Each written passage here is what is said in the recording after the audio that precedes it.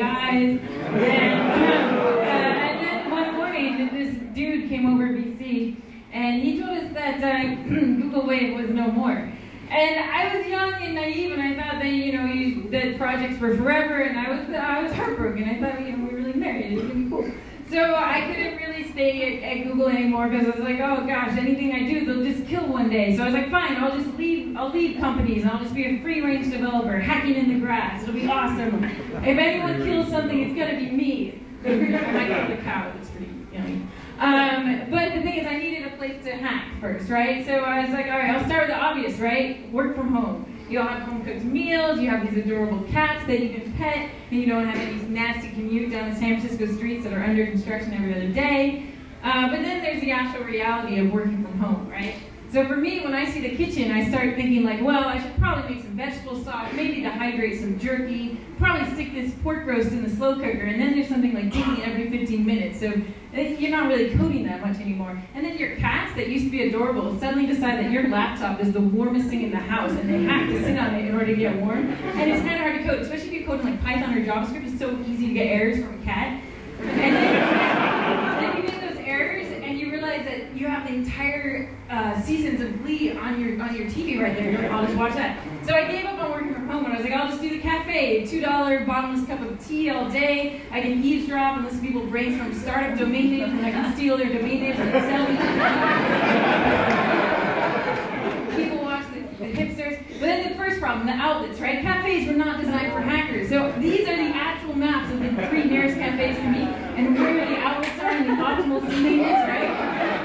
So this is hard, you have to know this, but then you also have to be the first one to get to the outlet, right? And so at the Starbucks I always went to, there was these homeless guys I was in competition for to get the outlets. And once a homeless guy is sitting next to your outlet, he's not going to leave, he's not doing anything. Like, but they generally, they're fine with sleeping there all day. So if I get there and then I'm screwed, right? So let's say I finally get the outlet, right? So you're sitting there and you plug in all your mobile devices and your 5 different Android phones, and then you really have to go to the bathroom, right? And you just sit there staring at the bathroom, kind of fantasizing about it, thinking like, oh, God, it'd be awesome. And you're like thinking about the fact that as a woman, you're not supposed to do that because you're fertile. So I was like, all right, I can't do that anymore because one day I might need to have babies. So I'll do a co-working space. There'll be free Wi-Fi and outlets everywhere, and toilets and tea and people that aren't, freaks and babies.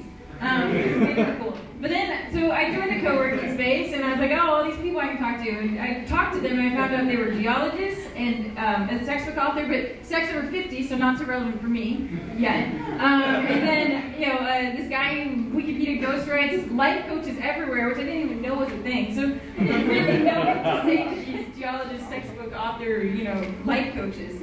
So didn't really have very much to talk about. But I was like, fine, we're all adults, so the standard thing we do when we're adults and we don't know how to talk to each other is drink, right? So there's happy hour every Friday, or I think pretty much every other day, honestly. But the thing is, like, okay, first of all, 3:30 is like my productivity peak, right? And they're like, oh, it's happy hour. I'm like, no, I'm about to deploy. What are you thinking? Right? So this is actually based on an actual tag photo of me on Facebook at our co-working space happy hour. But it's usually me in the corner. And the other thing is that I was actually working on a nutrition tracking app, so it was kind of weird for me to go binge drinking while deploying the nutrition tracking app. So they weren't really rushing to socialize. So by the end of like 12 months at this co-working space, I kind of realized that I was surrounded by people I really didn't know, or in some cases really didn't like. Strangers. And so I actually felt more alone in the co-working space than I felt at the cafes and at home. And it just got to the point where I can't really hang around people who work at companies because I get jealous of their colleague banter. And I'm like, colleague banter, this is not fair. So this is what I've realized just in the last few weeks, I guess, is that there's 2 important things in life. Is pee. You really need to be able to pee. You don't know this until you try to work from cafes a lot.